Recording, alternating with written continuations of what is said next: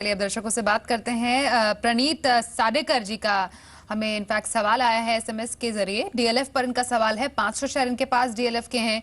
इनका खरीद भाव है 115 रुपए का इस पर, जिसके मुताबिक फिलहाल तो इन्हें हो रहा है फायदा 152 पर इस पर्टिकुलर स्टॉक की क्लोजिंग हुई है। डीएलएफ पर क्या राय देंगे, क्योंकि कुछ दिन पहले हमने देखा एक 52 वीक हाई भी टच किया एट 163.30। तो अभी क्या स्ट्रैटेजी होनी चाहिए, चार्ट पैटर्न क्या कहता है? डीएलएफ का अगर हम चार्ट देखते हैं तो इसमें एक बुलिश इंप्लीकेशन वाला पैटर्न फॉर्मेशन हो रहा है। एक अच्छे खासे रैली के बाद कंसोलिडेशन हो रहा है और ये स्टॉक कंसोलिडेशन को जब ब्रेकआउट देगा तो ये बुलिश इंप्लीकेशंस इतना देगा कि जो रैली अभी तक आई है उतनी ही रैली नीचे की बॉटम के लेवल से ऊपर तक जाएगी, जाने की संभावना होती है। तो मैं मानता हूं कि अच्छे खासे पैटर्न के फॉर्मेशन में ये स्टॉक है, तो ये स्टॉक अभी बेचने की जरूरत नहीं है। अगर जैसा आपने सही फरमाया 163 का जो लेवल है ये उस कंसोलिडेशन का टॉप है।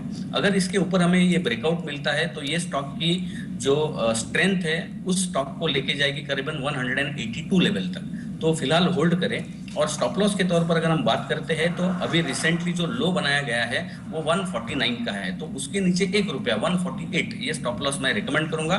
और अगर 163 के ऊपर जाता है तो 182 के टारगेट्स इसमें दिखाई देंगे। अगला सवाल लेते हैं मध्य प्रदेश से नेहा का। वीआरएल लॉजिस्टिक्स पर इनका सवाल है। 400 शेयर इन्होंने लिए हैं। इनका खरीद भाव इस पर है 321 रुपए का। फिलहाल इन्हें नुकसान है इस पर 312 पर वीआरएल लॉजिस्टिक्स की क्लोजिंग हुई है। इनफैक्ट लॉजिस्टिक शेयर्स पर बात करें और कुछ इंपॉर्टेंट इन्फॉर्मेशन दे तो जीएसटी बिल के पास होने की राह साफ हो गई है। क्यों सरकार चाहती है कि मॉनसून सत्र में जीएसटी बिल पास हो जाए। कांग्रेस के साथ थोड़ा बहुत जो मतभेद था जीएसटी रेट को लेकर 18%, उसको लेकर कुछ मिडवे निकलने की बात भी कही जा रही, जिसको लेकर आज एक इंपॉर्टेंट मीटिंग थी। ऐसे में वीआरएल लॉजिस्टिक्स की तो हम बात करते ही हैं आशीष की क्या इनकी स्ट्रैटेजी रहे, लेकिन ओवरऑल जीएसटी बिल आने के बाद इस स्पेस में एक अच्छा बूस्ट देखने को मिल सकता है। राइट। पहले वीआरएल लॉजिस्टिक की बात करते हैं। ये स्टॉक ने करीबन 410 से लेके एक जो क्रैक देखा गया इस स्टॉक में, जो कि स्टॉक को करीबन 250 के लेवल को छूते हुए नजर आया और उसके बाद इसने रिकवर करने की कोशिश की है। तो मैं मानता हूं कि ये जो स्टॉक है इसमें निवेश अभी नहीं करना चाहिए। अभी अगर आप इसमें निवेशित हो तो तुरंत इसमें से निकल जाए। अगर आपको लॉजिस्टिक में ही कोई स्टॉक में निवेश करना है तो मेरे ख्याल से एजिस ये जो स्टॉक है ये आपको बेहतरीन रिटर्न ऑन इन्वेस्टमेंट देने की संभावना है। हालांकि ये स्टॉक अभी थोड़ा करेक्ट हुआ है और ये जो करेक्शन है इसका जो बेस चार्ट के ऊपर दिखाई दे रहा है वो है करीबन 113 का। तो हम 113 के बहुत नजदीक है, तो यहाँ पे ये स्टॉक एक्यूमुलेट किया जा सकता है। दूसरा, अगर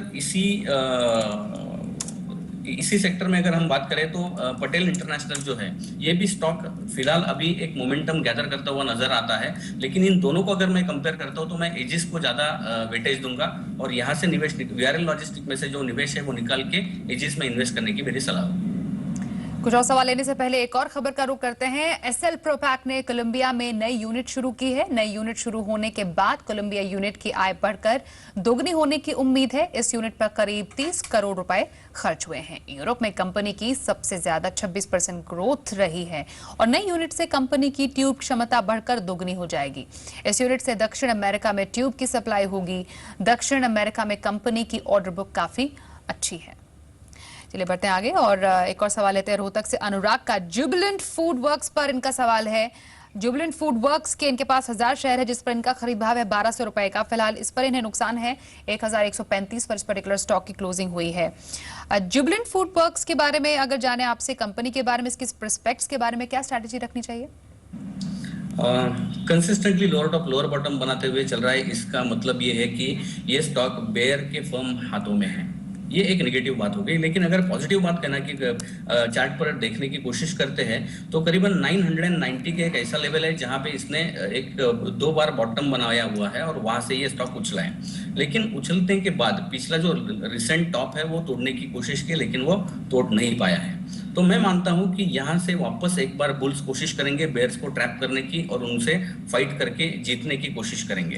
तो ये जो बुल्स को वापस जो स्ट्रेंथ मिलेगी ये तभी मिल सकती है जब ये स्टॉक 1200 करीबन 1225 के ऊपर ये स्टॉक निकलेगा तभी। तो फिलहाल जो स्टॉक है वो होल्ड करने की सलाह दूंगा। सेल ऑन राइज ये स्ट्रैटेजी अपनानी चाहिए, लेकिन ये जो राइज आएगा ये मैं मानता हूं कि अगर 1225 तोड़ता है तो करीबन 1300 के लेवल पे ये स्टॉक आने की संभावना है। तो 1225 के ऊपर तक होल्ड करें। 1300 के बाद यहाँ पे इस स्टॉक को बेचने की मेरी सलाह होगी। अगला सवाल पुणे से अश्विन कुमार जी का लेते हैं। बोडल केमिकल्स पर इनका सवाल है, 20 शेयर इनके पास है। इनका खरीद भाव इस पर है 101 रुपए 90 पैसे। फिलहाल थोड़ा इन्हें मुनाफा इसमें 106 रुपए 80 रुपए पे इस पर्टिकुलर स्टॉक की क्लोजिंग हुई है। इनफैक्ट 15 दिन या 19 दिन 20 दिन पहले की बात करें तो हाई एट 113.75 इस पर्टिकुलर स्टॉक ने टच किया है। तो ऐसे में चार्ट पैटर्न और आगे की मूवमेंट क्या कहेगी? अच्छा है चार्ट, पॉजिटिव मोमेंटम है, शैडो इंडिकेटर्स भी पॉजिटिव है। तो यहाँ पे अभी मुझे कोई इस चार्ट में खराबी नहीं दिखती है। जो मूविंग एवरेजेस मैं यूज करता हूँ वो सपोर्ट लेके स्टॉक प्राइस ऊपर की तरफ जा रहा है। जैसा आपने सही फरमाया, कुछ दिन पहले इस स्टॉक ने करीबन 113.8 का जो हाई टेस्ट किया है उसके नीचे है और कंसोलिडेशन में है। लेकिन ये अच्छी बात है, यहाँ पे प्राइस और टाइम करेक्शन दोनों हो रहा है। इसके ऊपर अगर जो हाई अभी मेंशन किया 113.8 का, इसके ऊपर अगर हमें क्लोजिंग में मिलता है तो इसमें और ऊपर जाने की संभावना है और चार्ट के ऊपर वही आसार दिखाई दे रहे हैं। तो पॉजिटिव रुझान रहेगा, होल्ड करें। स्टॉप लॉस जो है वो थोड़ा डीप डाउन मैं बताऊंगा, क्योंकि इनकी बाइंग प्राइस भी 101 है, तो उसके ऊपर ये स्टॉप लॉस करीबन 103.5 का स्टॉप लॉस है और होल्ड करें। अगर ये स्टॉक 113.8 के ऊपर जाता है तो और भी एडिशन इस स्टॉक में किया जा सकता है। ऑलराइट आशीष।